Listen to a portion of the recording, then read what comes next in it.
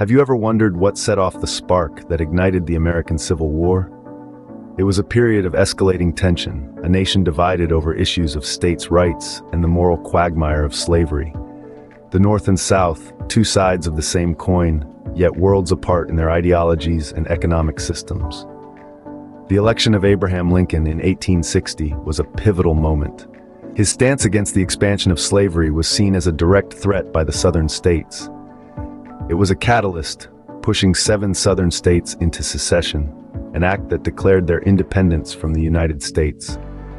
In the heart of this tension stood Fort Sumter, a federal stronghold in the harbor of Charleston, South Carolina.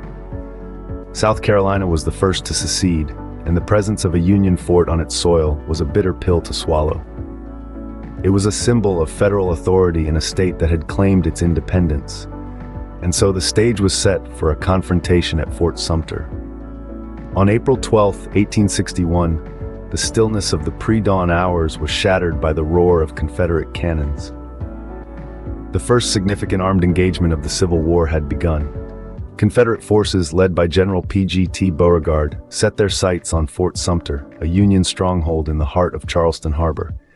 The Union commander, Major Robert Anderson, found himself in an unenviable position. He was vastly outnumbered and outgunned, a mere garrison of 85 against a Confederate force numbering in the thousands. But surrender was not in Anderson's nature. He knew his duty was to hold the fort, to protect the Union's presence in the South. The Confederate cannons roared, their shells tearing through the fort's walls. Anderson and his men responded in kind, their own cannons bellowing defiance into the night.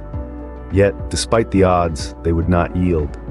For 34 hours, the skies over Charleston Harbor were lit by the fires of war. As dawn broke on April 14th, a white flag fluttered above Fort Sumter. The Union, after enduring a grueling 34-hour bombardment, had made the difficult decision to surrender. The fort, once a symbol of American unity, was now a scarred and battered testament to the conflict that had unfolded.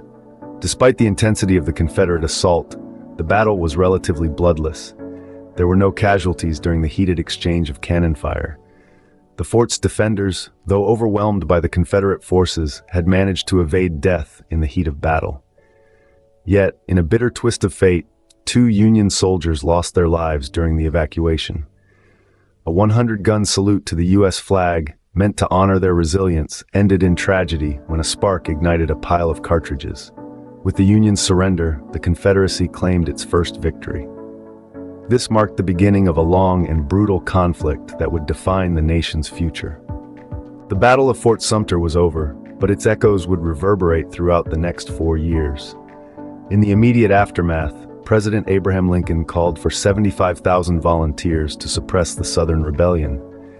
This reaction, however, only intensified the crisis, prompting more Southern states to secede.